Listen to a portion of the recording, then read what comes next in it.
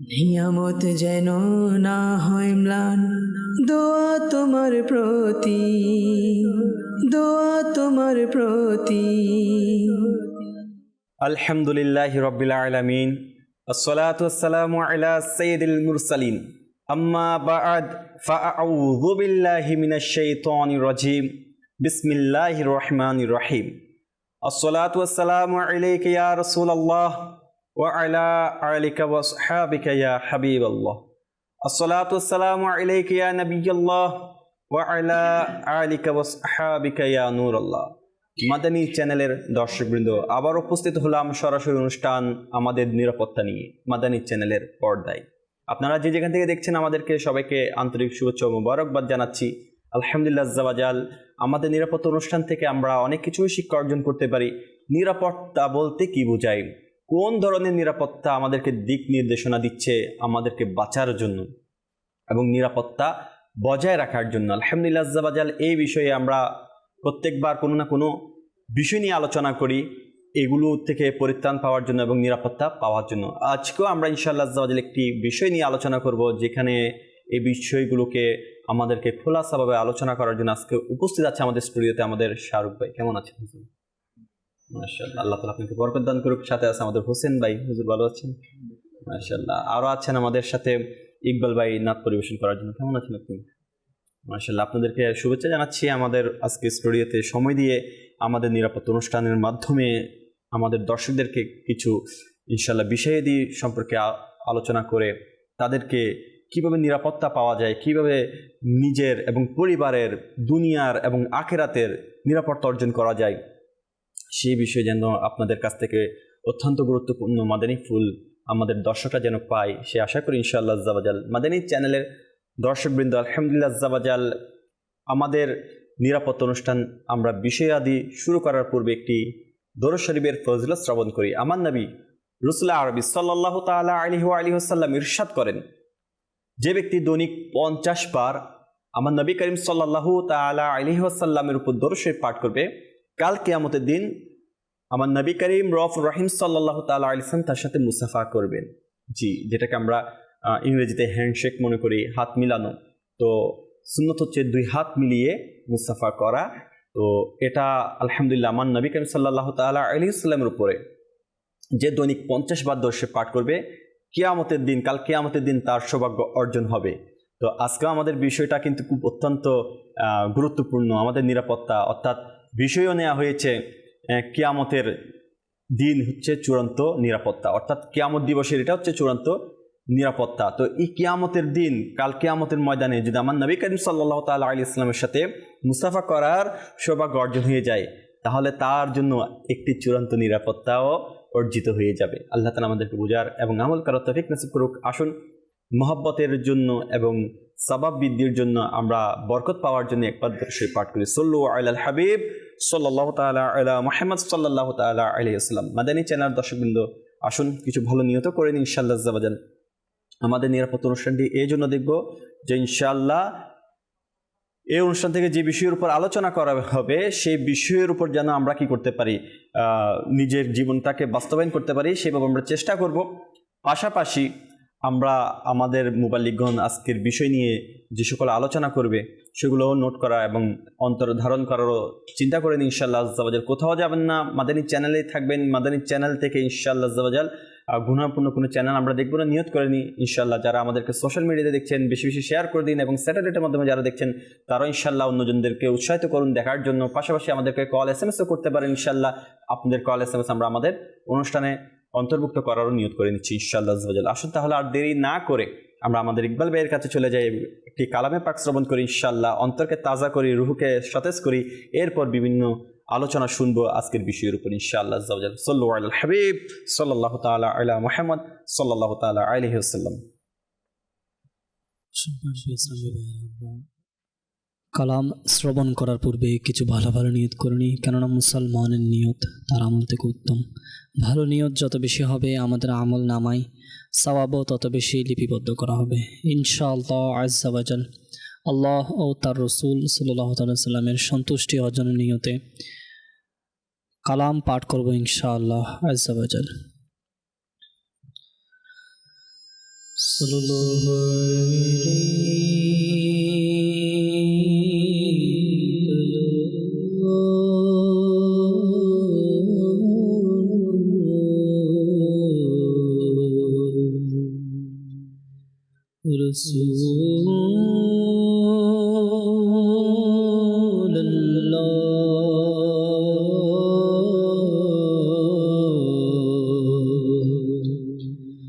وسلم عليك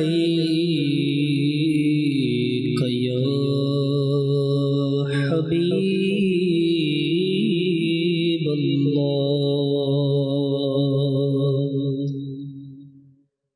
জীবনে হবে কি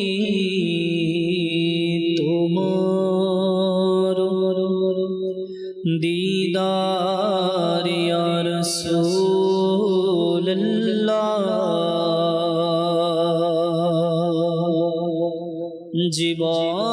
জীবনে হবে কি তোমার দিদার ইয়া রাসূলুল্লাহ সে আশায় রয়েছি আমরা গুনাহগার ইয়া রাসূলুল্লাহ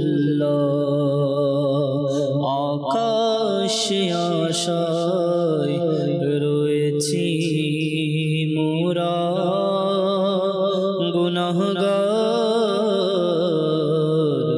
ইয়া রাসূলুল্লাহ সাল্লাল্লাহু আলাইকা ইয়া রাসূলুল্লাহ ওয়া সাল্লাম আলাইকা ইয়া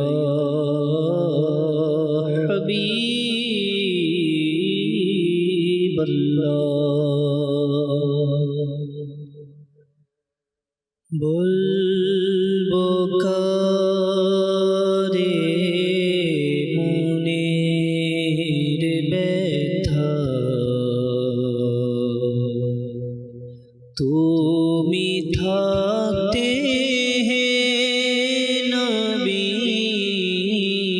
বলবো কারে মনের ব্যথা তুমি থাকতে হে নবী যাব আমি বলো কোথা যাব আমি বলো কোথা তুমি থাকতে হে নবী বলবো কারে মনের ব্যথা তুমি থাকতে হে নবী প্রিয় নবীর গোলাম আমি আমার আসল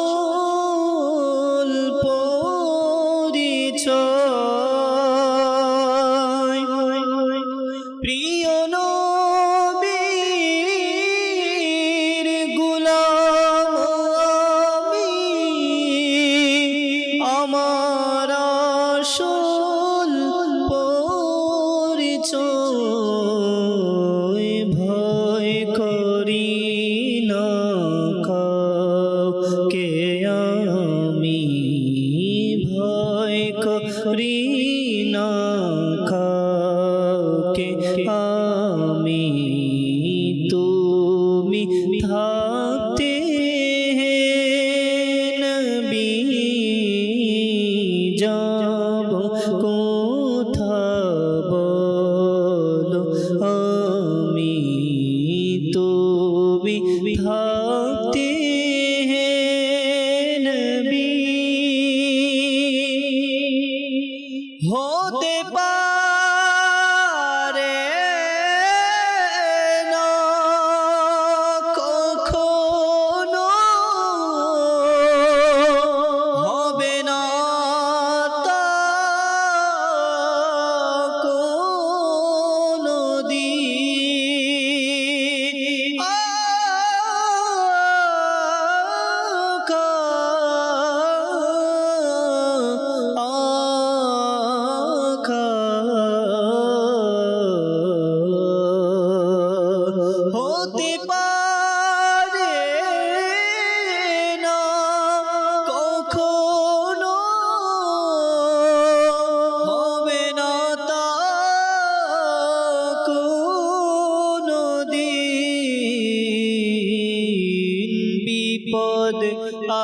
আসবে কাছে, আমার বিপদ আসবে কাছে আমার, তুমি থাকতে হে নবী,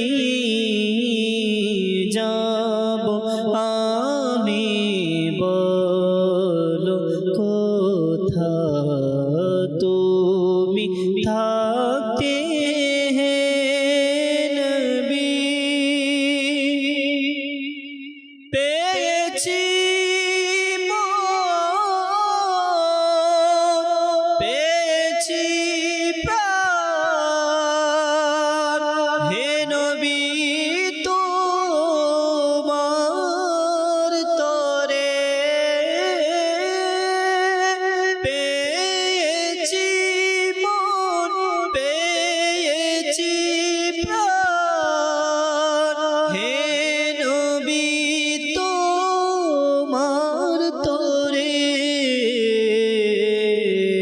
করব কুরবান কার তরে, করব কুরবান কার তরে, তুমি থাকতে হে নবী,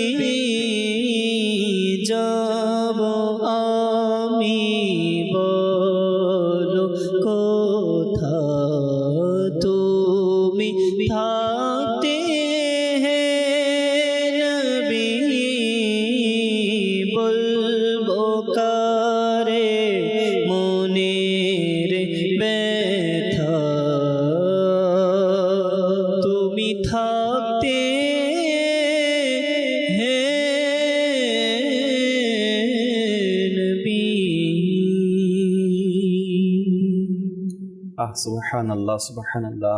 আসলে কালামে পাকের মাধ্যমেই আমাদের অন্তর যেমন আনন্দিত হয়, তেমন বিরহের যে যন্ত্রণা আমার নবীকে যখন কালামের মাধ্যমে, নাতের মাধ্যমে অনুই বিনয় করে প্রকাশ করা হয়, তখন অন্তরের মধ্যে একটি রুহানিয়াত এবং ইবাদতের মন মানসিকতা সৃষ্টি হয়। আর দুনিয়া বলেন, আখিরাত বলেন, হ্যাঁ, আমরা যে দুনিয়াতে আল্লাহ তাআলা আমাদেরকে পাঠিয়েছেন, যেমন আজকের বিষয় কিয়ামতের প্রস্তুতি ও চূড়ান্ত নিরাপত্তা, চূড়ান্ত নিরাপত্তা, কিয়ামতের প্রস্তুতি, এই সকল কিছুর একজনই উসিলা, তিনি হলেন আমার নবী, আখির নবী রাসূলুল্লাহ আরবি সাল্লাল্লাহু তাআলা আলাইহি ওয়াসাল্লাম। আমার নবী করিম রউফুর রহিম সাল্লাল্লাহু তাআলা আলাইহি ইসলামকে দুনিয়াতে সুন্নত এর উপর আমলের মাধ্যমে আঁকড়ে ধরা, আখিরাতে আমার নবী করিম সাল্লাল্লাহু তাআলা ইসলামের শাফায়াত কামনা করা, তার জন্য এক কথায় কিয়ামতের প্রস্তুতি এবং চূড়ান্ত নিরাপত্তা এটাতেই নিহিত আছে।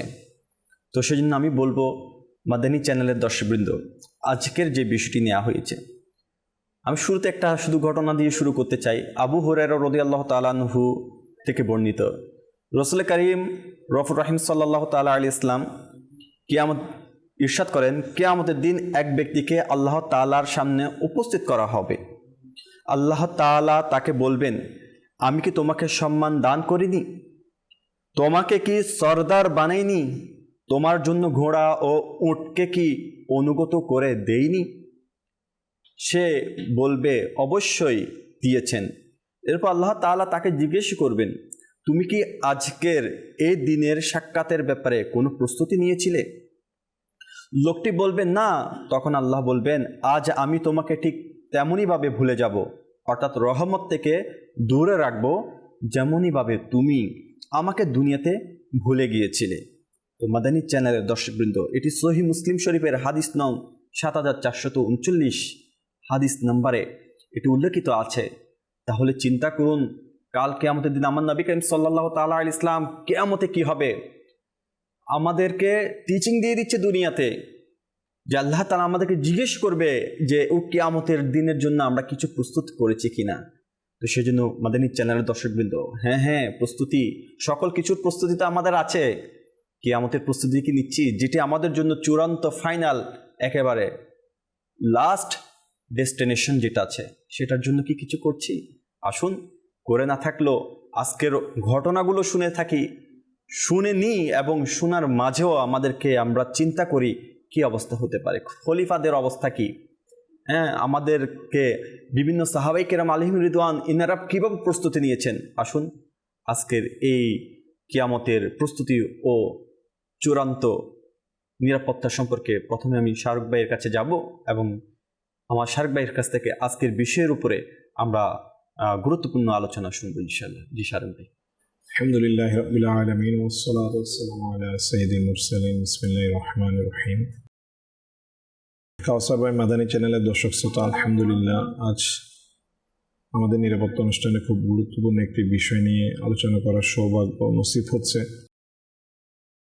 কিয়ামতের প্রস্তুতি আসলে কতটা শুনলেই যেন হয়তোবা এটা কল্পনা করা খুবই কঠিন। আসলে কিয়ামতের প্রস্তুতি বা কিয়ামতের দিনের অবস্থা, কিয়ামতের প্রস্তুতি আলাদা বিষয়, আর কিয়ামতের দিনের অবস্থা এই বিষয়টা কল্পনা করা আসলে খুবই কঠিন।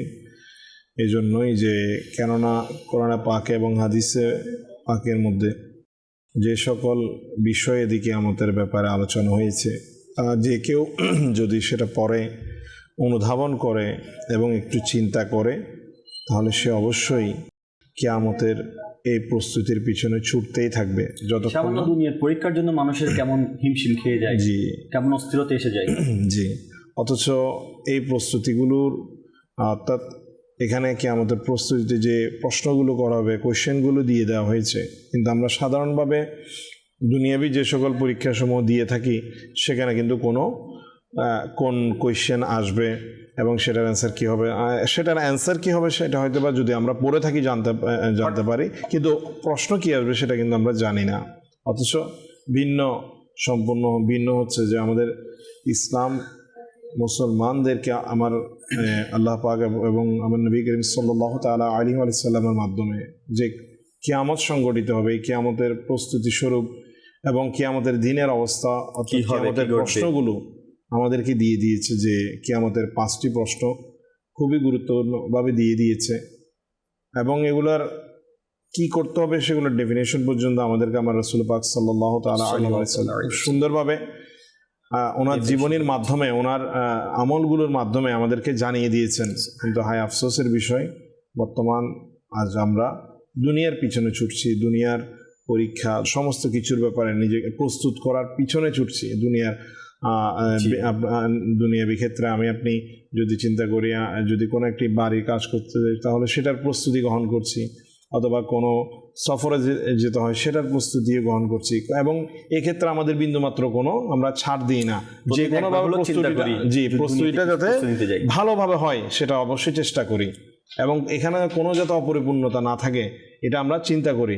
অথচ আফসোস, দুনিয়াবে এই কিয়ামতের সেই কঠিন ভয়াবহ অবস্থা, যেটা প্রত্যেক আল্লাহ পাকের প্রত্যেক বান্দাকেই এই পরীক্ষার সম্মুখীন হতে হবে। আল্লাহ আফসোসের বিষয়। অথচ দেখুন আমাদের বুজুর্গানে দিন রহিমুল্লাহুল মুবিন, ওনাদের অবস্থা কেমন ছিল।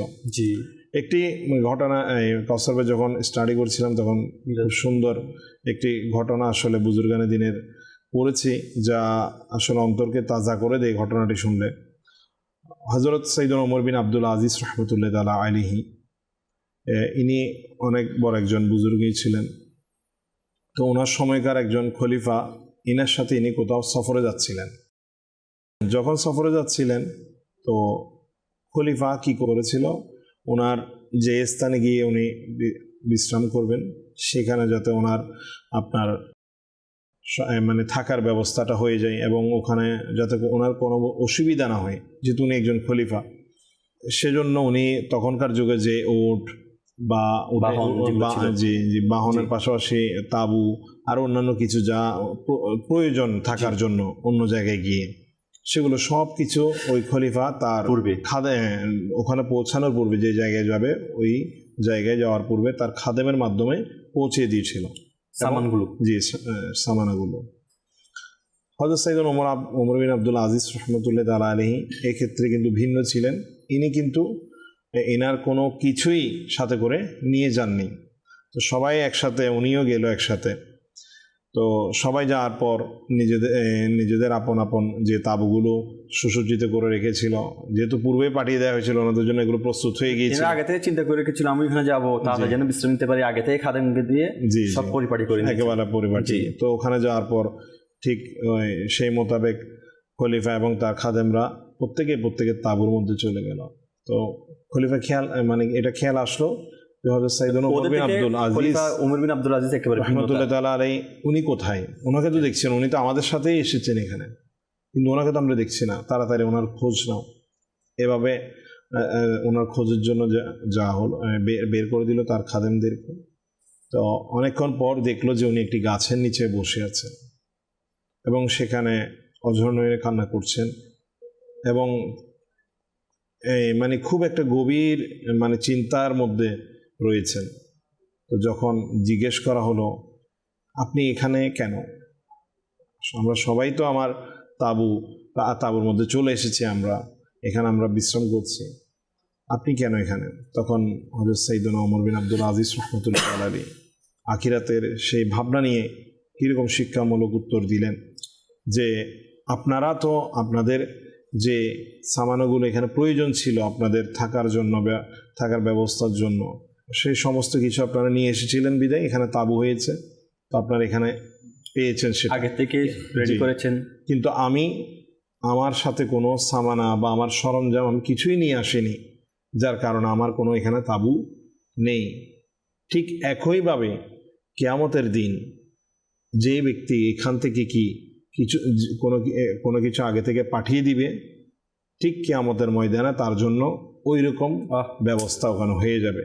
যদি কিয়ামতের দিন কোনো ব্যক্তি বেশি নেকি করে, বেশি আমল করে, আপনার আল্লাহ রসুলকে রাজি করে যেতে পারে, তাহলে কাল কিয়ামতের দিন তার জন্য কি হয়ে যাবে সেটা কল্পনার বাইরে। এমন কেননা আমরা কিয়ামতের দিন কি আমল করলে কি অবস্থায় থাকতে পারে, এই ব্যাপারেও অনেকবার মাদানী চ্যানেলের মাধ্যমে শুনেছি যে দুরূদ শরীফ পাঠকারের কথা বলছেন শুরুতে, সুবহানাল্লাহ, যে কিয়ামতের দিন যার সাথে আমার নবী পাক সাল্লাল্লাহু তাআলা আলাইহি ওয়াসাল্লাম দুরুদে পাক পাঠ করার কারণে মুসাফা করবে, তাহলে সেই ব্যক্তি কখনো কিয়ামতের ছায়ার, অর্থাৎ আরশের যে ছায়া হবে সেই ছায়ার বাইরে যাবে না।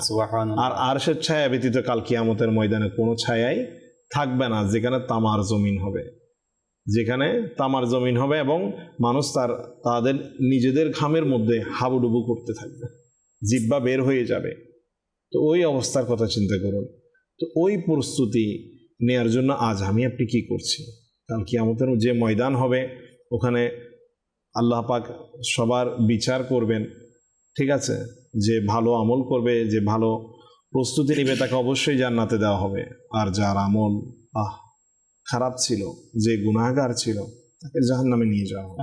প্লিজ নাই ভাইরা, মাদানী চ্যানেলের দর্শক শ্রোতা, এই ঘটনা থেকে আমাদের জন্য খুবই গুরুত্বপূর্ণ একটি আসলে পয়েন্ট, যে আমরা কতটুকু আমল করছি সেই প্রস্তুতির জন্য, যে কিয়ামত সংগঠিত হবে। আসলে শারক ভাই অত্যন্ত, এই কিয়ামত সংগঠিত হবে এটা চিন্তা করে আমাদের এখনই বোঝা উচিত যে আমরা কোন অবস্থায় রয়েছি। দুনিয়ার পিছনে তো আমি আপনি আসলে এটা যতক্ষণ না আমার মৃত্যু হবে ততক্ষণ ছুটতেই থাকবো, কিন্তু কতটুকু বুদ্ধিমান তো সেই ব্যক্তি যে দুনিয়াতে থেকে তাকওয়াবান হয়ে কিয়ামতের প্রস্তুতি নিয়ে, কবরের প্রস্তুতি নিয়ে এখান থেকে বিদায় নিয়েছে। সেই হচ্ছে প্রকৃত বুদ্ধিমান, সে হচ্ছে প্রকৃত মুমিন ব্যক্তি। মাশাআল্লাহ, জি শারক ভাই সুন্দর করে বলেছেন। আসলে ওমর বিন আব্দুল আজিজ রাহমাতুল্লাহ আলাইহির একটি ঘটনা দিয়ে আমাদেরকে অত্যন্ত সুন্দরভাবে বোঝানোর চেষ্টা করেছেন। আসলে দেখুন না, যখন ওনার সফর সঙ্গীরা পূর্বে থেকে এসে সকল কিছু স্থাপন করে নিয়েছেন, আর ওমর বিন আব্দুল আজিজ রাহমাতুল্লাহ আলাইহি এসে যখন দেখলেন সকলের আসার পূর্বে তাদের তাঁবু হয়ে গিয়েছে, সবাই আপন আপন তাঁবুতে ঢুকে বিশ্রাম নিচ্ছেন, তখন ওমর বিন আব্দুল আজিজ রাহমাতুল্লাহ আলাইহির কোনো তাঁবুই টাঙানো হলো না। আর তিনি এটাই দেখে ওই কিয়ামতের চিন্তাই করতে লাগলেন, হায় আফসোস, এরা তো আগে থেকে পচে গিয়েছে, সেজন্য বিশ্রামও নিতে পারছে, আমি তো আগে থেকে কিছুই সামানা দিতে পারলাম না, বা আমার কোনো তাঁবুই এখনও স্থাপন হয়নি, আমি কি হব?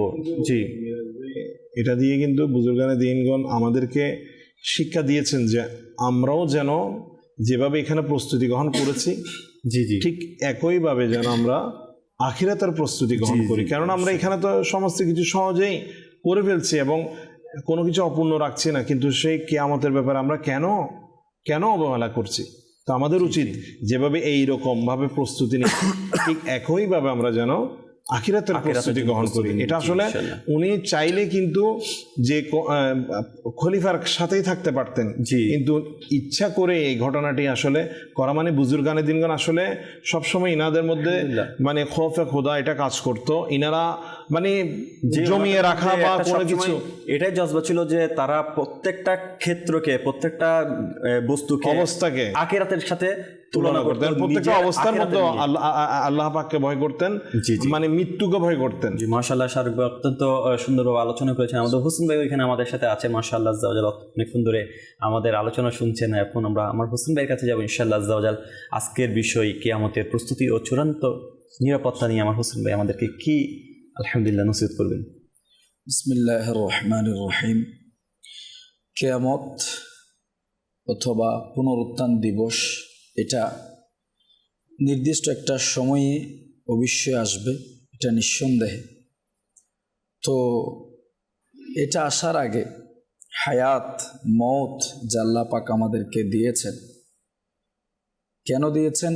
সেই কিয়ামত দিবসের প্রস্তুতি গ্রহণ করবার জন্য আল্লাহ পাক আমাদেরকে হায়াত এবং মওত দিয়েছেন। এটা এমন একটা নাজুক দিবস আসবে, অবশ্যই আসবে। এটা এমন একটা দিন, এমন একটা সময় আসবে যে সময়কে চিন্তা ভাবনা করতে গিয়ে যারা আল্লাহ পাকের ভলিগণ ছিলেন, প্রকৃতপক্ষে যারা আল্লাহ পাককে রাজি করতে পেরেছে। ওমর বিন আব্দুল আজিজের কথা চলছিল একটু আগে, যিনি সব বরাতে সব কদর রাত্রে আল্লাহ পাকের পক্ষ থেকে কাগজ তার কাছে চলে এসেছে, ওমর বিন আব্দুল আজিজ জাহান্নামের আগুন থেকে মুক্ত। সুবহানাল্লাহ, মাশাআল্লাহ। তো এই যে তারা দুনিয়াকে নিয়ে কিভাবে চিন্তা করেছে, এমন বুজুর্গানের দিনগণ আছে যারা দুনিয়াকে চিন্তা করতে গিয়ে মুহূর্তে ইন্তেকাল করেছে। এমন কিছু বুজুর্গ আল্লাহ পাককে প্রকৃতপক্ষে যারা রাজি করতে পেরেছে, এমন কিছু ব্যক্তি যাদের দাড়ি শরীফ ছিল কালো, মুহূর্তে সাদা হয়ে গিয়েছে। জি, যাদের চুল ছিল কালো, মুহূর্তে সাদা হয়ে গিয়েছে। কেন? ওই কিয়ামত দিবস এটা কেমন কঠিন দিবস। এই কিয়ামত দিবস সম্পর্কে আমার আল্লাহ পাক অনেক আয়াতে পাক, কোরআনে পাকের মধ্যে বর্ণনা করেছেন। অর্থাৎ এটাই বুঝাচ্ছেন, বান্দা এই দুনিয়া আদ-দুনিয়া ও মাজরাতুল আখিরাহ, এই দুনিয়াই হচ্ছে আখিরাতের শস্যক্ষেত্র। এখানে থাকা মানে আখিরাতের সঞ্চয় অর্জন করা। জি, এটা অনেকভাবে আল্লাহ পাক আমাদেরকে বুঝিয়েছেন। যেমনটি সূরাতুল মুলক শরীফের 2 আয়াতে পাকের মধ্যে আল্লাহ পাক এর খোলাসা চমৎকারভাবে বর্ণনা করে দিয়েছেন। আউযু বিল্লাহি মিনাশ শাইতানির রাজিম। আল্লাযী খালাকাল মাউতা ওয়াল হায়াতা লিয়াবলুয়াকুম আইয়ুকুম আহসানু আমালা ওয়া হুয়াল আজিজুল গফুর। বলা হচ্ছে বান্দাকে যে মত এবং হায়াত এবং মৃত্যু এই জন্য দান করা হয়েছে। কেন? আহসানু আমালা, তারা যেন উত্তম আমল করতে পারে। কিসের জন্য? সে কিয়ামত দিবসের জন্য। দেখেন কিয়ামত দিবসের পরিস্থিতিটা কেমন হবে। কিয়ামত দিবসের সময় 50,000 বছরের দিন হবে। হ্যাঁ, এই যে মানুষ হাবুডুবু খেলবে, একটাবার আমরা চিন্তা ভাবনা করি, এটা তো ক্ষণস্থায়ী দুনিয়া না। এখানে আহসানু আমালা বলা হয়েছে, গণনা করে বান্দা কিয়ামত দিবসে অথবা জান্নাত পাবে না, উত্তম আমল করার পরে পাবে। যত বেশি ইখলাস থাকবে, যত বেশি আল্লাহ পাকের সন্তুষ্ট আমলের মধ্যে থাকবে। এই দুনিয়ায় হচ্ছে আমাদের জন্য সে আখিরাতকে ঠিক করার সময়, সুযোগ। সূরা শুরা 20 নং আয়াতের মধ্যে আল্লাহ পাক বলছেন, মান কানা ইউরিদু হারসাল আখিরাতি নাজিদ লাহু ফি হারসি। যে ব্যক্তি আখিরাতের ফসল কামনা করে আমি তার ফসল বৃদ্ধি করে দেই, তার আমলের মধ্যে অপরন্ত বরকত দান করি। যদি আখিরাতের কোনো ব্যক্তি চিন্তা ভাবনা করে, হাই কিয়ামতের কঠিন মুহূর্তে আমি রব্বে করিমের দরবার আমি কিভাবে দাঁড়াবো, আমি কি নিয়ে দাঁড়াবো, আমার কি আছে, কতটুকু আমল আছে, আমি আল্লাহ পাকের দরবারে দাঁড়ানোর পরে আমি কিভাবে কি পেশ করবো রব্বে করিমের দরবারে। যা করছি তো কিরামান কাতিবিন তো লিখছেন, প্লাস একেবারে উঠে যাচ্ছে সব কিছু। যা কিছু করেছি ফামাই ইয়ামাল মিসকালা যাররাতিন খায়রান ইয়ারা ওয়া মান ইয়ামাল মিসকালা যাররাতিন শাররান ইয়ারা। অনুপরিমাণ যাররা পরিমাণ যদি আমরা ভালো করি, খারাপ করি, সব কিছু আমার সম্মুখে চলে আসবে, স্ক্রিপ্ট আমার সম্মুখে চলে আসবে, আর বলবে হে বান্দা পড়ো তোমার আমলনামা কাল কিয়ামতের কঠিন মুহূর্তে। আর যখন এক পর্যায়ে গিয়ে বান্দা অস্বীকার করে ফেলবে এগুলি তো মনে হয় আমার আমল নয়, তখন আল্লাহ পাক পর্যায়ক্রমে বলবেন আল-ইয়াউমা, যে আজ কিয়ামতের কঠিন মুহূর্তে তোমার মুখ বন্ধ, তোমার জবান বন্ধ, তোমার হাত তোমার সাক্ষ্য দিবে, তোমার পা তোমার সাক্ষ্য দিবে, সকলের মুখ খুলে যাবে। যখন সবাই সাক্ষ্য দিবে জবান বলবে হাই তুমি তো আমার হাত, তুমি তো আমার পা, তুমি তো আমার শরীরের অঙ্গ, আজ তুমি আমার বিরুদ্ধে চলে যাচ্ছ, আমার বিরুদ্ধে তুমি কথা বলছো। হাই আফসোস, আফসোস ছাড়া আর কোনো কিছু তখন থাকবে না। সুতরাং এটাই হচ্ছে আর দুনিয়াও মাজরাতুল আখিরা, দুনিয়ায় হচ্ছে আখিরাতের শস্যক্ষেত্র। এই জন্য আমাদের চিন্তা ভাবনা করতে হবে, আখিরাতের অবশ্য চিন্তা করতে হবে। আখিরাতে যখন আল্লাহ পাকের দরবারে দাঁড়াবো, আজ মানুষ আমাকে কি বলবে, নামাজ পড়লে নিয়মিত নামাজি হয়ে গেলে মানুষ আমাকে কি বলবে, আজ দাড়ি শরীফ রাখলে মানুষ আমাকে কি বলবে, এটা আমরা নিজে চিন্তা ভাবনা করি। সুন্নতের উপর আমল করতে গেলে হাই মানুষ আমাকে কি বলবে, আমি সুন্নতি অনুযায়ী বিবাহ করতে গেলে মানুষ আমাকে কি বলবে, এক্সেট্রা। দুনিয়ার আমল যখন আমরা করতে যাই আল্লাহ পাকের জন্য, মানুষ আমাকে কি বলবে, মানুষ আমাকে কি বলবে, নিজেকে নিজে একটাবার কি প্রশ্ন করেছি, চিন্তা করেছি? কাল কিয়ামতের ময়দানে যখন আল্লাহ পাকের দরবারে দাঁড়াবো, তখন আমি আল্লাহ পাক আমাকে কি বলবে, নামাজ কেন পড়ো নাই? অথচ কিয়ামতের কঠিন মুহূর্তে সর্বপ্রথম নামাজের হিসাব হবে। আউয়ালু মা ইউহাসাবু বিল আবদি ইয়াউমাল কিয়ামাতিস সালাহ, সর্বপ্রথম নামাজের হিসাব হবে। আজ মানুষ কি বলবে, নিজেকে নিজে প্রশ্ন করি, আল্লাহ আমাকে কি বলবে? কাল কিয়ামতের কঠিন মুহূর্তে যখন আমি প্রশ্নের সওয়াল জবাব যথাযথ আমি দিতে পারবো না, আমি আমার রাসূল পাক সাল্লাল্লাহু আলাইহি ওয়াসাল্লামের সুন্নত মোবারক যখন আমল করতে যাই, তখন মানুষ আমাকে কি বলবে? আমরা কেন চিন্তা করছি না আল্লাহ পাক আমাকে কি বলবে, যে আমি যদি আমল না করি? এভাবে করে অনেক উদাহরণ দেওয়া যায়। সেজন্য এই কাল কিয়ামতের মুহূর্তে, কিয়ামতের কঠিন মুহূর্তে আমরা কিভাবে আল্লাহর দরবারে দাঁড়াবো অবশ্য চিন্তা করতে হবে। এটাই হচ্ছে আখিরাতের সঞ্চয় অর্জন করার সেই সুযোগ, সেই সময় আমাদের মাঝে কোনো আছে। যখনই মালাকুল মউত আমি আপনার কাছে চলে আসবে, আমল তো বন্ধ হয়ে যাবে, যা করব তা কিছু আমাদের জন্য সে কবর মধ্যে পেশ করা হবে। কিয়ামতের কঠিন মুহূর্তে আল্লাহ পাকের দরবারে কি জবাব দিব? যে আপনার সূরা রহমান শরীফের মধ্যে এসেছে ওয়ালিমান খাফা মাকামা রাব্বিহি জান্নাতান। কিয়ামতের কঠিন মুহূর্তে আল্লাহ পাকের দরবারে দাঁড়ানোকে যারা লজ্জা করে, যারা ভয় করে, তাদের জন্য জান্নাতান, দুটি জান্নাত। এই উমর বিন খাত্তাব রাদিয়াল্লাহু তাআলা আনহু জামানার মধ্যে বিভিন্ন হাদিসে পাকের এই কিতাবের মধ্যে এই ওয়াকিয়া রিওয়ায়াত এসেছেন। উমর বিন খাত্তাব রাদিয়াল্লাহু তাআলা জামানা একজন খুবই নেককার ব্যক্তি ছিল, যুবক, টাটকা যুবক ছিল, 5 ওয়াক্ত নামাজ পড়তো, সবসময় আল্লাহ পাকের ইবাদত রিয়াজতের মধ্যে সে কাটাতো। রাত্রিবেলা যেত, এশার নামাজের পরে যখন ঘরের দিকে আসতো, তখন এক সুন্দরী মেয়ে তাকে প্রলোভন দিত, আহ্বান করত। সে সেদিকে কোনো কর্ণপাত, দৃষ্টিপাত করে নাই। বারবার যখন এই কাজ হচ্ছে, একদা ওই ব্যক্তিকে, নেককার যুবককে শয়তানের ওয়াসওয়াসা তাকে গ্রাস করলো। সে মেয়েটার দিকে কি করলো? আপনার মেয়েটার দিকে ধাবিত হয়ে গেল। ধাবিত হওয়ার পরে সে যখন সম্মুখে গেলেন, তখন আল্লাহ পাকের কোরআনে পাকের আয়াত মনে পড়ে গেল।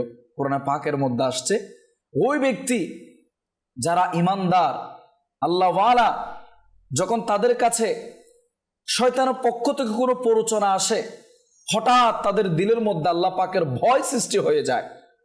তারা সাথে সাথে সেই গুনাহের কাছ থেকে, শয়তানি কার্যকলাপ থেকে সাথে সাথে ফিরে আসে। দেখেন দুনিয়ার মধ্যে তো আমরা এখন আছি, ইট ইজ হাই টাইম, এটাই তো উপযুক্ত সময় আল্লাহ পাকের দরবারে কিভাবে দাঁড়াবো চিন্তা ভাবনা করার, আখিরাতকে নিয়ে ভাবার, আখিরাতকে নিয়ে চিন্তা ভাবনা করার। এখন চিন্তা না করলে কখন করব? তখন ওই ব্যক্তির যখন আয়াত শরীফ মনে পড়ে গেল, আয়াতে পাক, তখন সেই সাথে সাথে বিহস হয়ে গেলেন। তার বাবার কাছে খবর গেল, বাবা আসলো, ছেলেকে ঘরে নিয়ে গেল। ঘরে যাওয়ার পরে যখন হুঁশ আসলো, বাবা জিজ্ঞেস করলো, বাবা আমার কি হয়েছে, তোমার কি হয়েছে? ঘটনা খুলে বললেন যে মেয়ের কাছে যাওয়ার পর এই আয়াত শরীফ যখন আমার মনে পড়ে গেল, যারা আল্লাহওয়ালা ইমানদার ব্যক্তিবর্গ, তাদের কাছে যখন শয়তানের পক্ষ থেকে কোনো ওয়াসওয়াসা প্ররোচনা আসে, তখন আল্লাহ পাকের ভয় তাদের দিলে জারি হয়ে যায়, তারা সেই গুনাহের কাছ থেকে সাথে সাথে ফিরে এসে যায়। এই আয়াত শরীফ আবার পড়লেন, পড়ার পর আবার বিহস হয়ে গেলেন। এই বিহসের মধ্যে ওই যুবক ইন্তেকাল করে ফেললেন। রাত ওই ব্যক্তিকে, যুবককে দাফন কার্য সম্পাদন করে ফেললেন। সকালবেলা ওমর ইবনে খাত্তাব রাদিয়াল্লাহু তাআলা খবর পেলেন, কি হয়েছে? এই নেককার ব্যক্তিকে দাফন কার্য সম্পাদন করে দিয়েছে, আমাকে কেন শোনাও নাই? আমিও তার নামাজে জানাজার মধ্যে শরীক ও শামিল হব। তখন সকালবেলা ওমর ইবনে খাত্তাব রাদিয়াল্লাহু তাআলা আনহু ওই যুবকের কবরের পাশ দিয়ে গেলেন। পাশে যাওয়ার পরে জিয়ারত করলেন, ডাক দিলেন, হে যুবক, বলো তুমি, ওয়ালিমান খাফা মাকামা রাব্বিহি জান্নাতান, আল্লাহ পাকের সম্মুখে দাঁড়ানোকে যারা ভয় করে তাদের জন্য দুটো জান্নাত রয়েছে। বলো, আল্লাহ পাকের ভয়ে তুমি ইন্তেকাল করেছো, তুমি কি জান্নাত দুটি পেয়েছো? যুবক ডাক দিয়ে বললেন কবর থেকে, হে আমিরুল মুমিনিন, হ্যাঁ, আল্লাহ পাকের ওয়াদা সত্য, আল্লাহ আমাকে দুইটা জান্নাত দান করেছে। সুবহানাল্লাহ, সুবহানাল্লাহ, মাশাআল্লাহ। আসলে কত সুন্দরভাবে হোসেন ভাই বলেছেন। এইভাবে দেখেন, আল্লাহ তাআলাকে ভয় করা, আর আল্লাহকে ভয় করার বিষয়টা কাল কিয়ামতের দিন সবার সামনে উন্মোচন হবে। কে কত ভয় করেছেন আর কে কত দুনিয়াতে গা ঢাকা দিয়েছেন। এই যে আমিও একটি ঘটনা বলেছি যে আল্লাহ তাআলাকে যেভাবে যে দুনিয়াতে নিয়েছেন, আল্লাহ তাআলা তার সাথে কাল কিয়ামতের দিন সেভাবেই করবে। আখিরাতের যে প্রস্তুতির আজকের বিষয়টা, এক নম্বর হচ্ছে আল্লাহ পাককে ভয় করা, ভয় করতে হবে অবশ্যই, যে কোনোভাবে। ইত্তাকুল্লাহ, আল্লাহ পাক বলছেন, ইয়া আইয়ুহাল্লাযীনা আমানুত্তাকুল্লাহা হাক্কা তুকাতিহি ওয়া লা তামুতুন্না ইল্লা ওয়া আনতুম মুসলিমুন। হে ঈমানদারগণ, আল্লাহ পাককে ভয় করো। শুধু ভয় করলে হবে না, করার মতো করো, যেমনি ভাবে এই যুবক করেছে। সুবহানাল্লাহ, করার মতো করো এবং এমন ভাবে করো, করার পরে ওয়া লা তামুতুন্না ইল্লা ওয়া আনতুম মুসলিমুন, মুসলমান হওয়া ছাড়া ইন্তেকাল করিও না। খবরদার। কেন? আমরা তো সবাই মুসলমান। আল্লাহ পাক মুসলমানকে আবার মুসলমান হওয়ার পর ইন্তেকাল করার জন্য নির্দেশ দিচ্ছেন। এটা মানে কি বোঝাচ্ছে? যেমনে তেমনে ভাবে দুনিয়া অতিবাহিত করলে হবে না। অনেক চিন্তার, গভীর চিন্তার বিষয়, অবশ্য চিন্তার বিষয়। আর আল্লাহ পাক বলছেন ইমানদারদেরকে, এখানে কাফিয়া ইহন নাস বলে নাই, ইমানদারদেরকে বলছেন মুসলমান হয়ে ইন্তেকাল করো। আমরা আছি তো, আমরা নিজেরা আল্লাহর ওলিগণ, তারা আল্লাহ পাকের পক্ষ থেকে সার্টিফিকেট পেয়ে যায়। জান্নাতের সার্টিফিকেট পাওয়ার পরেও ওমর ইবনে খাত্তাব পায়ের মধ্যে চাবুক মেরে মেরে জিজ্ঞেস করতেন, আজকে কি আমল করেছো? তোমার কি আমল হয়েছে আজকে? কি অহেতুক অত বাস্তব আমল কি কি করেছো? জবাব দাও। সেজন্য ওমর ইবনে খাত্তাব রাদিয়াল্লাহু আনহু বলছেন, ইন্তেকালের আগে আরেকবার ইন্তেকাল করে দেখো পরিস্থিতি কেমন হয়। তো আমরা এমন ভাবে দুনিয়ার মধ্যে বসবাস করছি, মনে হচ্ছে আখিরাতের জান্নাতের সার্টিফিকেট আমাদের মিলে গিয়েছে। আমাদের কাছে চিন্তা করার বিষয়। আপনার কাছে আবারও আসবো ইনশাআল্লাহ, দর্শকরাও আছে। আসলে যে আমার হোসেন ভাই কথাটি বলেছে, আল্লাহকে ভয় করার জন্য অবশ্যই ভয় করতে হবে, কিন্তু আমরা কোন ধরনের ভয় করব? যদি জাগতিক উদাহরণ দিই, একটা সাপ দেখে যেভাবে ভয় করে, কেউ কুকুরকে ভয় করে, কেউ মায়ের বকুনিকে ভয় করে, এমন ভয় করব না। আমরা আল্লাহকে ভয় করব, এমন ভয় প্রেমামিশ্রিত ভয়, এমন ভয় যে না আল্লাহকে হারিয়ে ফেলছে কিনা এই ভয়টি, আল্লাহ আমার উপর নারাজ হয়ে যাচ্ছে কিনা এই ভয়টি, এমন ভয় আমাদের যদি থাকে ইনশাআল্লাহ, যেটি দুটি জান্নাতের কথা বলা হয়েছে ইনশাআল্লাহ, কালকে আমাদের দিন আল্লাহ তাআলা ওয়াদা শর্ত। আর এটা আমাদের উমর বিন খাত্তাব রাদিয়াল্লাহু তাআলা আনহুকে আলহামদুলিল্লাহ কবর থেকে এই আওয়াজটা দিয়েছে যে আল্লাহ তাআলার ওয়াদা সত্য, আল্লাহ তাআলা আমাকে দুটি জান্নাত দান করেছে। ইনশাআল্লাহ আমরাও এই ইনশাআল্লাহ আশা নিয়ে, এই বিশ্বাস, এই ঈমান নিয়ে ইনশাআল্লাহ আজ্জা ওয়া জাল আল্লাহর ভয়ে যদি আমরা কুকর্ম, হারাম এসব কাজ ছেড়ে দিই, ইনশাআল্লাহ আল্লাহ তাআলাও আমাদেরকে এর জাযা দান করবে। দর্শকরা আমাদেরকে অনেকে স্মরণ করেছেন, আসুন তাদের কলকেও আমরা ইনশাআল্লাহ আজ্জা ওয়া জাল আমাদের অনুষ্ঠানে অন্তর্ভুক্ত করি। যে দর্শকের কল আছে আমাদেরকে শুনিয়ে দিন। আমি মুক্তার বলছিলাম, মাদানী চ্যানেল আমার খুব প্রিয় চ্যানেল, আমি নিয়মিত দেখি। মাশাআল্লাহ, মাদানী চ্যানেল প্রিয় চ্যানেল, দেখতে থাকেন ইনশাআল্লাহ। দেখার পাশাপাশি কি পরিবর্তন আসতেছে দর্শকদের কাছে আমার একটু অনুনয় বিনয় থাকবে যে আপনারা মাদানী চ্যানেল দেখার মাধ্যমে কি পরিবর্তন আপনাদের মধ্যে সংগঠিত হচ্ছে, পরিবারের মধ্যে, সমাজের মধ্যে কি পরিবর্তন আসছে।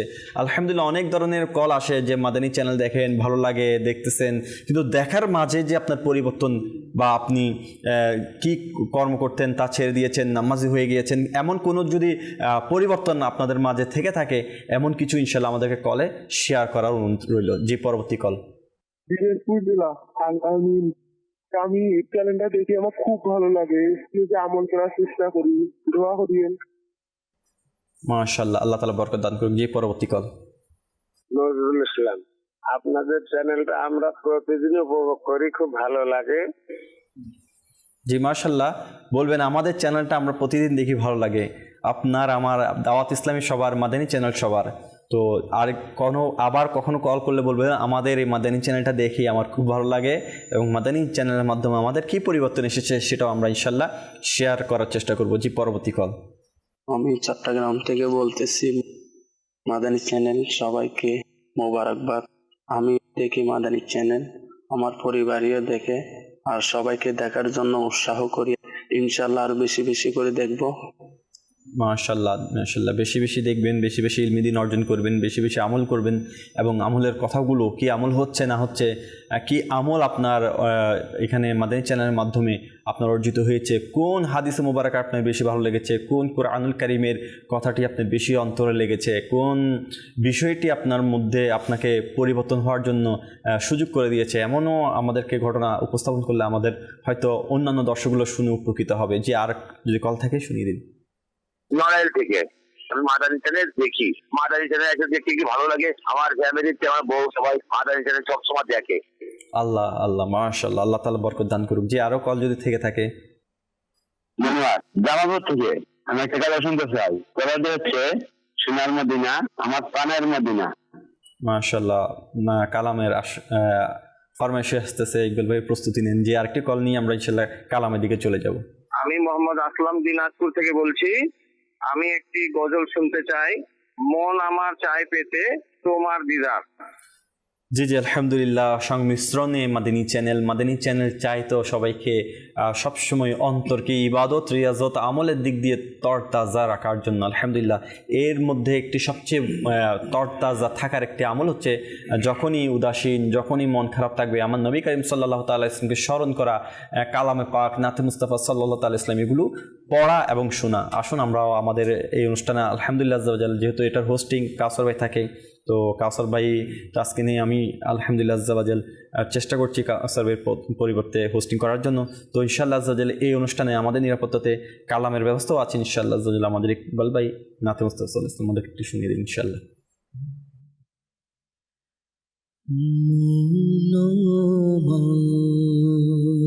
পেতে চাই তোমার দিদার, প্রিয় নবী করো পূর্ণ আশা আমার, প্রিয় নবী করো পূর্ণ আশা আমার, পূর্ণিমার জনিয়ার নুরানি বাহার, পূর্ণিমার জনিয়ার নুরানি বাহার, প্রিয় নবী আমায় দাও না তোমার দিদার, প্রিয় নবী আমায় দাও না তোমার দিদার। সিদরাতুল মুনতাহা জান্নাতে আরশে আকা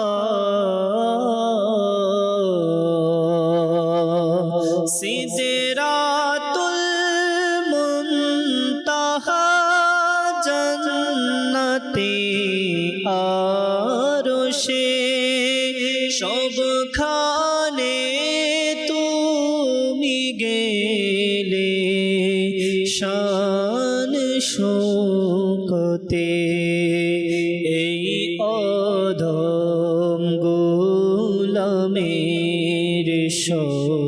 স্বপনেও একবার এই অধম গোলামের স্বপনেও একবার প্রিয় নবী এসে তুমি দানা দিদার প্রিয় নবী এসে তুমি দানা দিদার পূর্ণিমার জনিয়ার নুরানি বাহার প্রিয় নবী আমায় দাও না তোমার দিদার মন আমার পেতে চায় গো তোমার দিদার প্রিয় নবী কর পূর্ণ আশা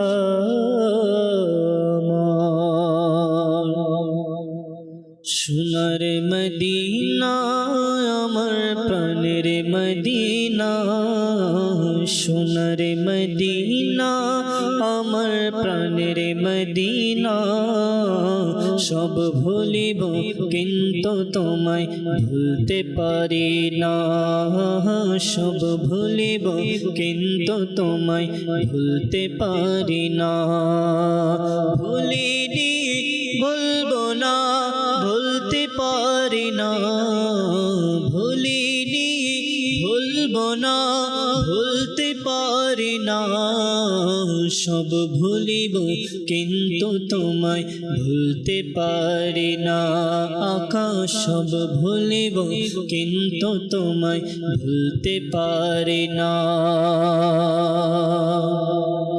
ইয়াসরিবে নামে তুমি ছিলে অলক্ষণের দেশ বড়ই মারাত্মক যে ছিল তোমার পরিবেশ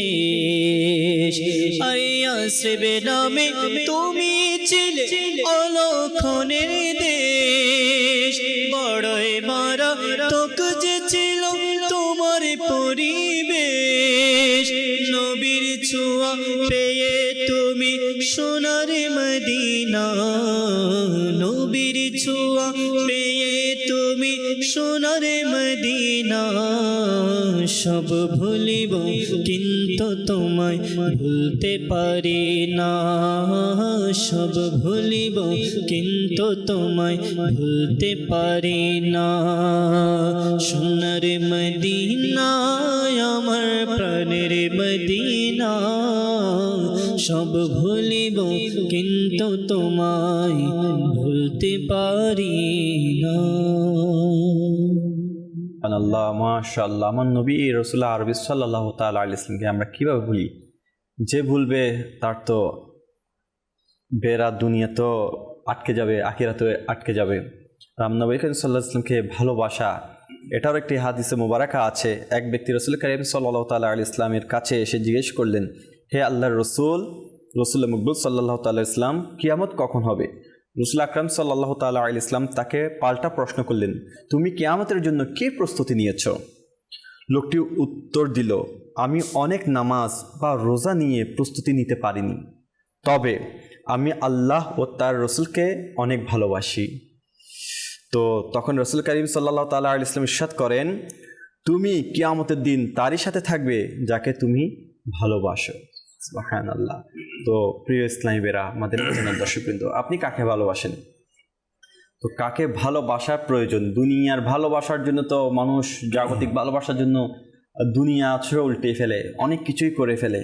কিন্তু যাকে প্রকৃত ভালোবাসা দরকার, যার ভালোবাসাই নাজাত, যার ভালোবাসাই চূড়ান্ত প্রস্তুতি, তাকে আমরা কতটুকু ভালোবাসি? শারীফ ভাই, আপনি কি বলবেন?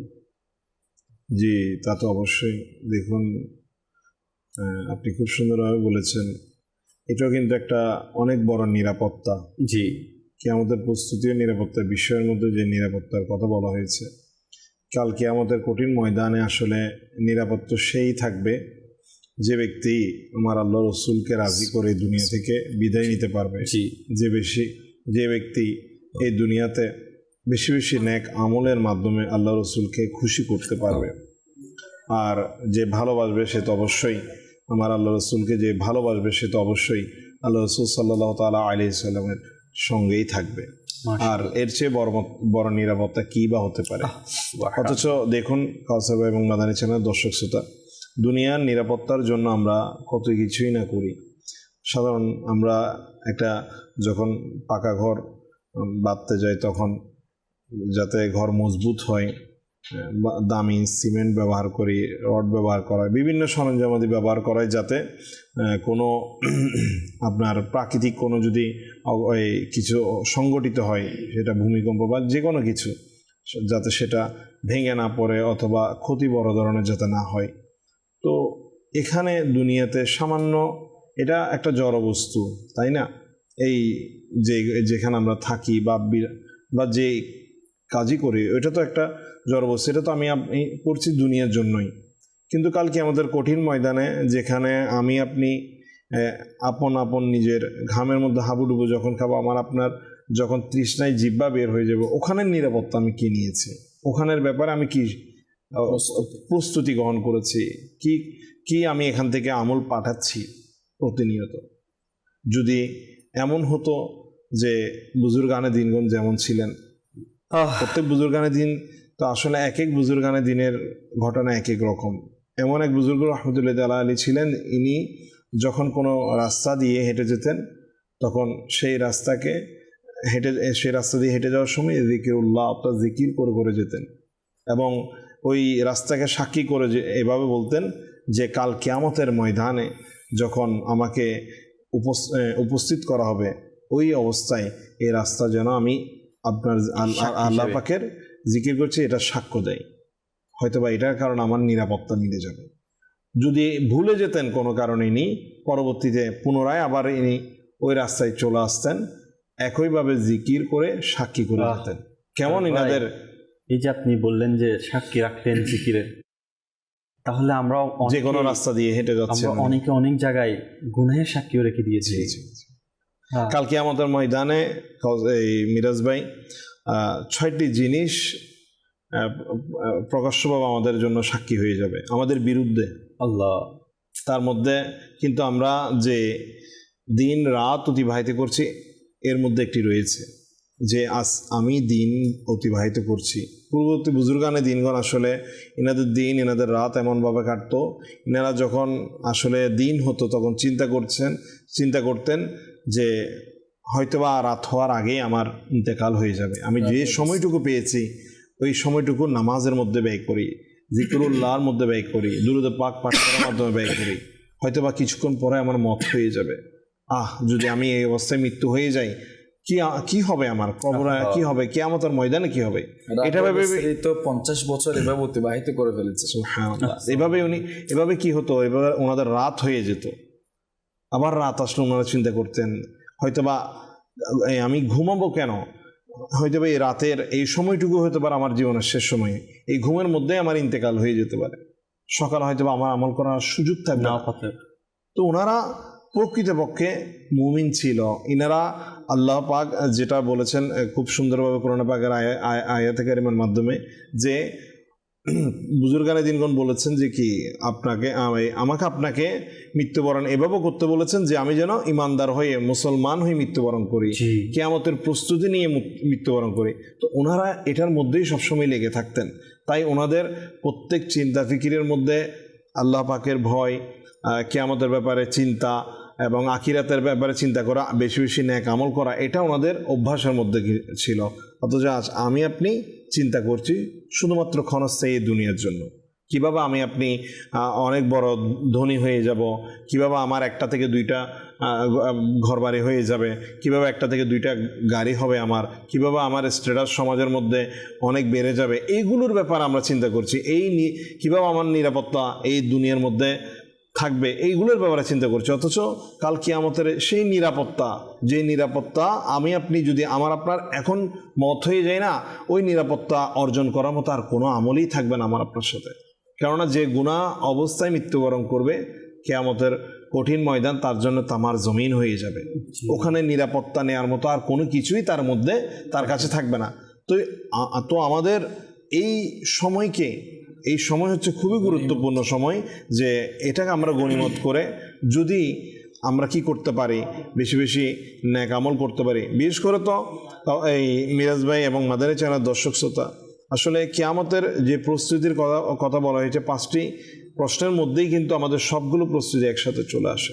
এই যে নামাজ এর হিসাব নেওয়া, এরপর আমি কিভাবে নিজের জীবনকে অতিবাহিত করেছি, কিভাবে আমার যৌবনকে অতিবাহিত করেছি, কিভাবে আমি হালাল ইনকাম করেছি, কিভাবে সেটা ব্যয় করেছি, এই 5টি প্রশ্নের মধ্যেই কিন্তু আমার আপনার জীবন পুরোপুরি আপনার অর্থাৎ সীমাবদ্ধ। এই 5টা প্রশ্নকে যদি আমি আপনি রেডি করতে পারি, এটাই হবে আমার আপনার জন্য চূড়ান্ত প্রস্তুতি। এবং এগুলোর মধ্যেই কিন্তু আমার আপনার জন্য কালকে আমাদের ময়দানে নিরাপত্তা রয়েছে, যে অত্যন্ত কঠিন পরিশ্রমের মাধ্যমে এই প্রশ্নগুলো দুনিয়া থেকে উত্তর রেডি করতে পারবে, সেই কাল কিয়ামতের ময়দানে কামিয়াব হয়ে যাবে। এবং তাদের কথাও কিন্তু আল্লাহ পাক পবিত্র কোরআনে বলেছেন, এবং এইরকম বিভিন্ন ঘটনাও খুব সুন্দরভাবে আমার এই হুজুর বর্ণনা করেছেন, বিভিন্ন বুজুর্গানে দিনের ঘটনা।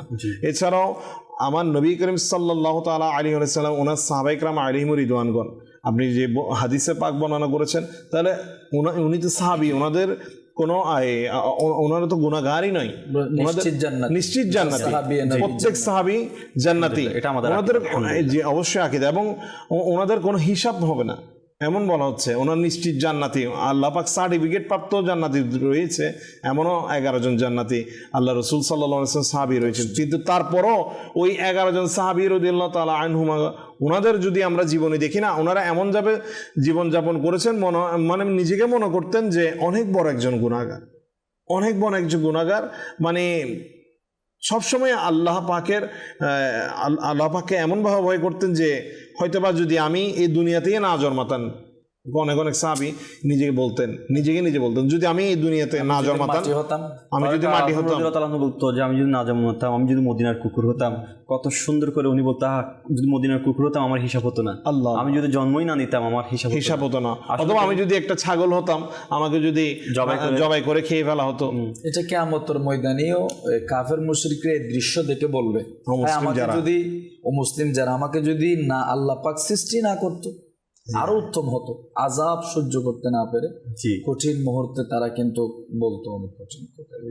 যে এখন আমি যে আসলে একটা কথা বলবো, শুধু দেখেন যে আমলের কথা বলা হচ্ছে, তার মানে কি আমি সারাদিন মসজিদে বসে থাকবো? না, দেখেন একটা হাদিস মোবারক আছে, আখলিস দিনুকা ইয়াখফিকুল আমালুল খলিল। তো এই যে তোমার দিনকে সুদৃঢ় করো অল্প আমলি, ইমানকে সুদৃঢ় করো অল্প আমলি, নাজাতের জন্য যথেষ্ট হয়ে যাবে।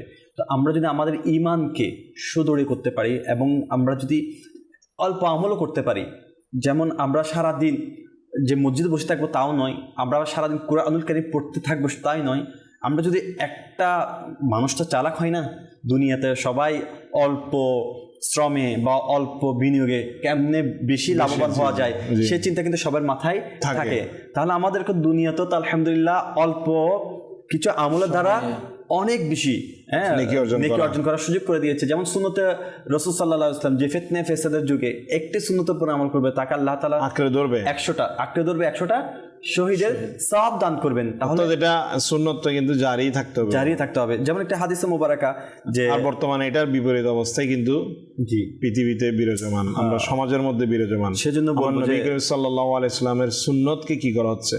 ছুঁড়ে ফেলে দেওয়া হচ্ছে। নাউযুবিল্লাহ। আল্লাহ তাআলা আমাদেরকে আসানি দান করুন। আর এই সুন্নতে কিন্তু আমার আপনার জন্য নিরাপত্তা রয়েছে। অবশ্যই কালকে হয়তোবা আমি দুনিয়া আমাকে মানুষ হাসি ঠাট্টা করছে, আমার পরিবার হাসি ঠাট্টা করছে, আমার বন্ধু বান্ধব হাসি ঠাট্টা করছে, বা আমি আমার যেখানে চাকরি করছি সেখানে আমার কলিগগণ আমাকে হাসি ঠাট্টা করছে, কিন্তু আমার রব তারা তো আমার সাথে রয়েছে।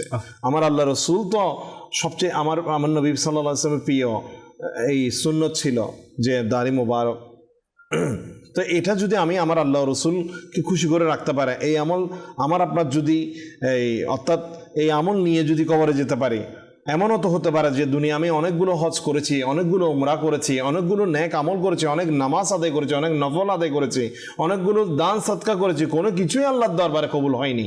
সুন্নত আল্লাহ রসুল সাল্লাল্লাহু আলাইহি সাল্লামকে ভালোবেসে আমার নবীর সুন্নতকে আঁকড়ে ধরেছিলাম, আমার নবীর সুন্নত মোতাবেক আমি এক মুষ্টি দাড়ি রেখেছিলাম, আর এটাই আমার আল্লাহ পাকের কাছে খুশি। আমার আল্লাহ পাক এতে আমার কি করে দিয়েছেন, আমাকে মাগফিরাত করে দিয়েছেন। জি, আফসোসের বিষয় বর্তমান সমাজের বর্তমান মুসলমানদের মধ্যে একাংশই রয়েছে যারা আফসোস যে রমজানুল মুবারকে সবাই নামাজি হয়ে গিয়েছিল। আজ আফসোসের বিষয় এই নামাজকে যখন রমজান মুবারক চলে গিয়েছে আমরাও নামাজ থেকে দূরে সরে গিয়েছি, অথচ এই নামাজ আদায় করা আমার আপনার জন্য ফরজ, এবং এটা আদায় না করলে কবিরা গুনাহ হয়েছে। যদি আমরা তওবা তো করতেই হবে, তওবার পাশাপাশি যে নামাজগুলো আপনি আদায় করে নেই, যেটার জন্য কালকে আমাদের ময়দানে প্রথম প্রশ্ন করা হবে, সেইটার ব্যাপারে আমাকে আপনাকে এখানে তো তওবা করতে হবে সত্য নিয়তে, পাশাপাশি যে নামাজগুলো আমার আপনার কাজা হয়েছে সেগুলো আদায় করতে হবে কালকে। আর যদি নাউজুবিল্লাহ এই আদায় না অবস্থায় আমার আপনার মত হয়ে যায় কবরে এবং কিয়ামতের ময়দানে, কি এমন আমার আপনার থাকবে? কি আমার আপনার এই টাকা, এই বিলিয়ন বিলিয়ন ডলার বলুন, টাকা বলুন, এগুলো কিছুই যাবে না। কিয়ামতের দিন কোনো অর্থ থাকবে না যেটার বিনিময়ে আপনি নিরাপত্তা নিতে পারবো, কিন্তু দুনিয়াতে তো আমি সিকিউরিটি নিতে পারছি যে টাকার বিনিময়ে, তাই না? তো আপনি চিন্তা করা উচিত কোনটা আমার জন্য আসলে অতীব প্রয়োজনীয়, দুনিয়া নাকি আখিরাত। যে আপনি বলেছেন, কারণ যে ব্যক্তি আখিরাত নিয়ে ভাববে আল্লাহ পাক তার দুনিয়াকেও কি করে দিবেন, কল্যাণকর করে দিবেন। আপনি তো বলেছেন আসলে আমল করতে হবে আমাদেরকে, হাসি তামাশা করুক না কেন, আমাকে আল্লাহ তার রসুলকে খুশি করতে হবে।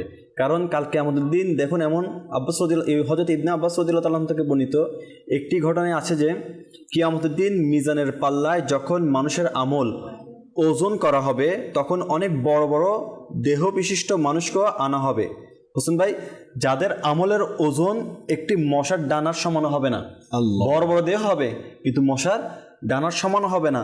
আবার বিপরীতে যাদের হৃদয়ে সামান্যতম ঈমান এবং আল্লাহর ভয় ছিল, তাদের ছোট ছোট নেক আমলগুলো পাহাড়ের মতো ভারী হয়ে তাদের চূড়ান্ত নিরাপত্তা নিশ্চিত করবে। আল্লাহ, তাহলে দেখুন, আমরা দুনিয়াতে বড় ক্ষমতা দেখাতে পারি, আমাদের শরীরের পাওয়ার দেখাতে পারি, কিন্তু কাল কিয়ামতের দিন তাদের দেহ বিশিষ্ট বড় বড় দেহ নিয়ে গেলেও মশার ডানার সম পরিমাণ আমল হবে না। জি বিলকুল, আপনি যেটা বলেছেন জি অবশ্যই এরকমই। আসলে কোরআন এবং হাদিসের মধ্যে ব্যাপক ঘটনা জি পাওয়া যায়। আমি এখানে যাচ্ছি, জি আমি যে একটা ঘটনা বলেছিলাম, জি ওমর ইবনে খাত্তাব রাদিয়াল্লাহু তাআলা আনহুর জামানায় যে নেককার যুবক ছিল, যে আয়াতে পাকটির কথা আমি বলেছিলাম, অর্থের দিক দিয়ে একটু এদিক সেদিক হয়েছিল। সূরা আরাফের 201 নং আয়াতে পাক বলা হচ্ছে, ইন্নাল্লাযীনা তাকাও, নিশ্চয় সব লোক যারা তাকওয়া খোদাভীতি অবলম্বন করেছে, ইযা মাসসাহুম তাইফুম মিনাশ শাইতানি তাযাক্কারু, যখন শয়তানের পক্ষ থেকে কোনো ওয়াসওয়াসা তাদের দিলের মধ্যে আসে, তখন সাথে সাথে আল্লাহ পাকের ভয় তাদের দিলে জাগ্রত হয়ে যায়। ফাইযা হুম মুবসিরুন, এবং তাদের চোখগুলোও খুলে যায়। আল্লাহ বলা নেককার ব্যক্তির চোখগুলি ছিল এবং তার দিলের মধ্যে আল্লাহ পাকের ভয় সৃষ্টি হয়ে গিয়েছিল, সেজন্য আল্লাহ পাক তাকে এই জান্নাত দান করেছেন। আসলে কিয়ামত এটা বড়ই কঠিন বিষয়। আপনি যেভাবে বলেছেন, অনেক মানুষ আছে বেখবর, অনেক কিছু করে ফেলছে দুনিয়ার মধ্যে, অনেক নিরাপত্তা তার আশপাশে, অনেক তাকে নিরাপত্তা দেওয়ার জন্য অনেকে আছে। তো আখিরাতের চিন্তা, দেহ বিশিষ্ট বডিগার্ড রাখা হচ্ছে তার, কিন্তু আখিরাতের কোনো চিন্তা ফিকির নাই। এটাই কোরআনে পাকের মধ্যে সুস্পষ্ট আল্লাহ বলে দিয়েছেন। সূরা হজ এর 1 নম্বর আয়াতের মধ্যে বলছেন, ইয়া আইয়ুহান নাসুত্তাকু, হে মানুষ সকল, তোমরা আল্লাহকে ভয় করো। রব্বাকুম ইন্না জালজালাতাস সাআতি শাইউন আযীম, অর্থাৎ নিশ্চয় কিয়ামতের কম্পন একটি ভয়ঙ্কর বিষয়, এটা খুবই ভয়ঙ্কর। এটা যখন দিবে তখন মানুষের রূহ এখানের মধ্যে আটকে যাবে, চলে আসবে এখানে গলার মধ্যে আটকে যাবে, খুবই ভয়াবহ হবে যখন ইসরাফিল আলাইহিস সালাম সিংহে ফু দিবেন, ফুৎকার দিবেন।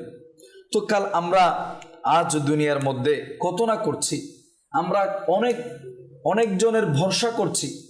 আমার আশপাশের আত্মীয় স্বজন আছে, আমার ছেলে আছে, আমার স্ত্রী আছে, আমার অনেকে আছে, কিন্তু কিয়ামতের ময়দানে কিন্তু কেউ কারো হবে না।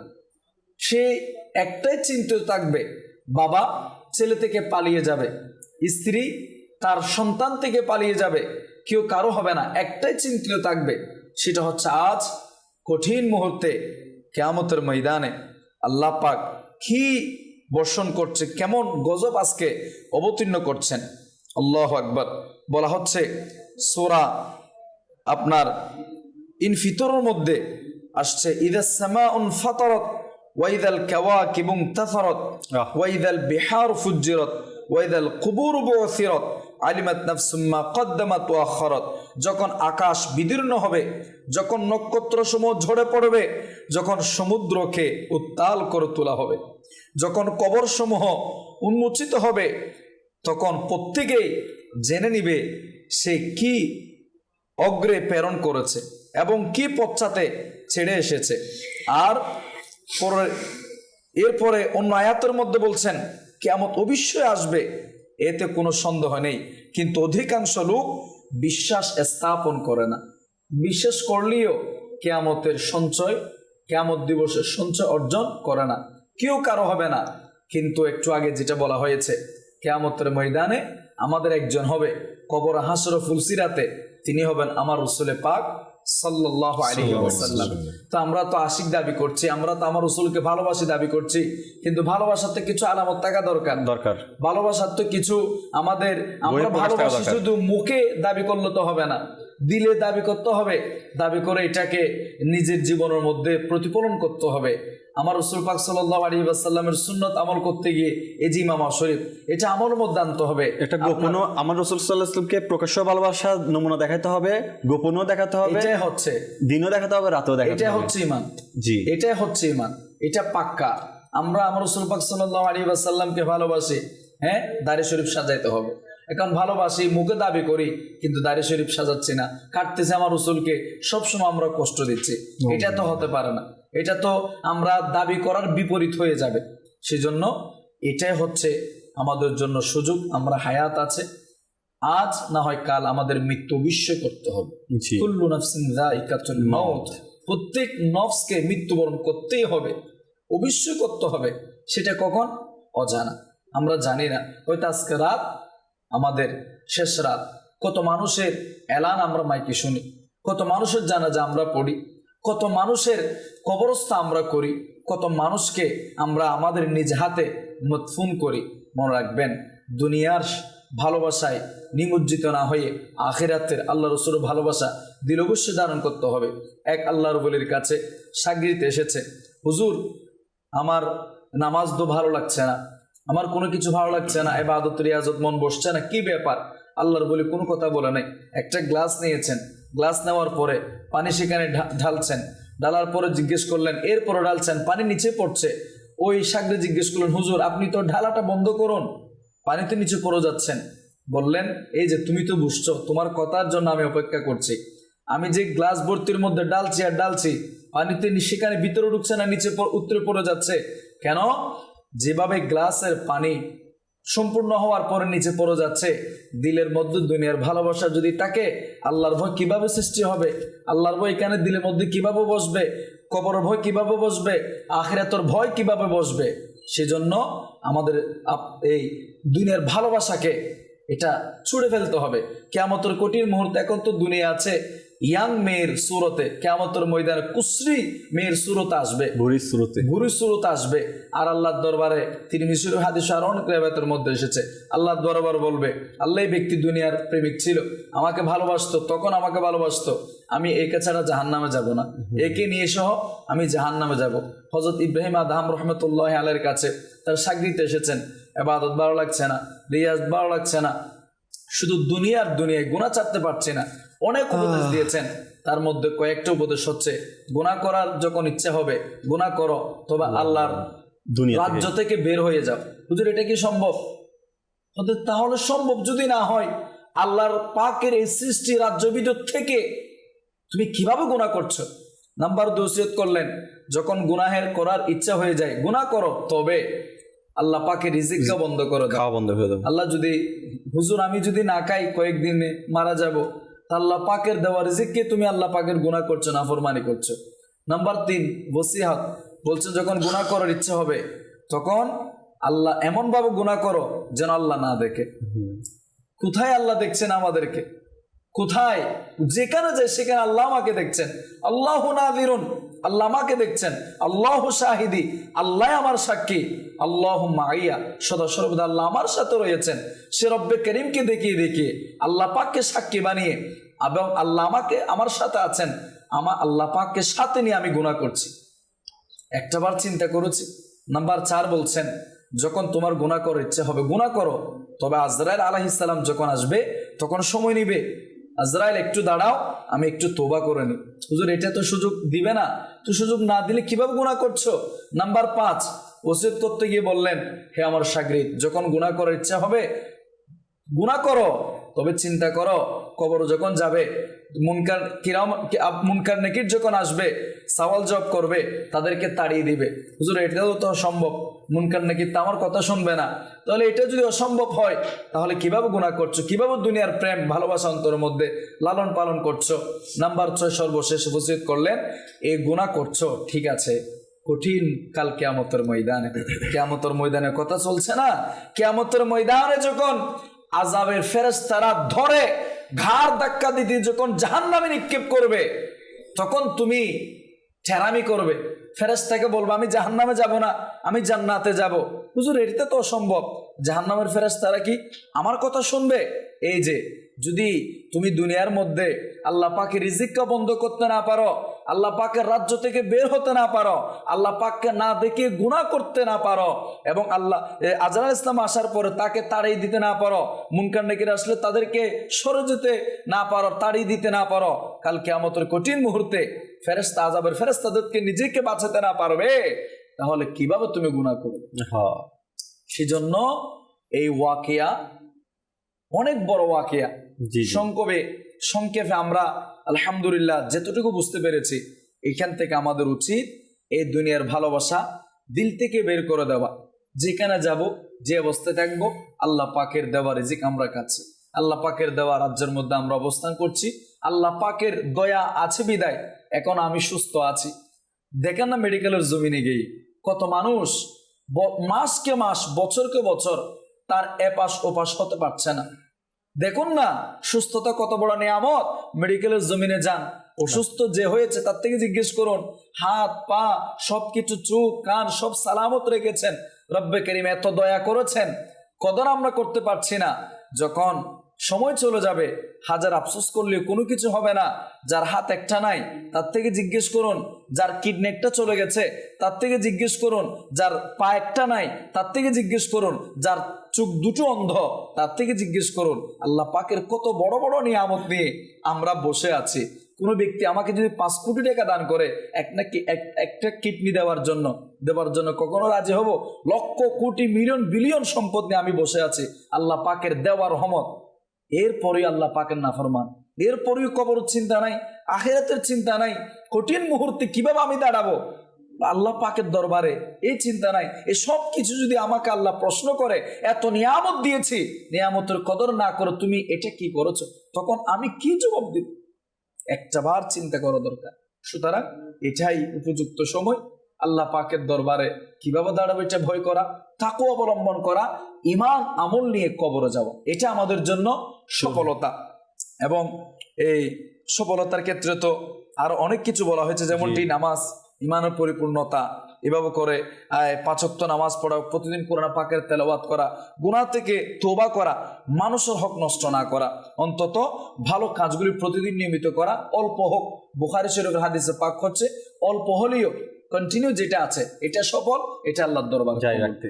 জি, আল্লাহ তাআলা আমাদেরকে বুঝার তৌফিক নসিব করুক। মাদানী চ্যানেল দর্শকবৃন্দ, আজকে শাহরুখ ভাই আর আমরা হোসেন ভাইয়ের কাছ থেকে অত্যন্ত গুরুত্বপূর্ণ কিছু আলোচনা শুনেছি। সল্লু আলাল হাবিব সাল্লাল্লাহু তাআলা আলা মুহাম্মদ সাল্লাল্লাহু তাআলা আলাইহি ওয়াসাল্লাম। নিয়ামত যেন না হয় ম্লান, দোয়া তোমার প্রতি, দোয়া তোমার প্রতি।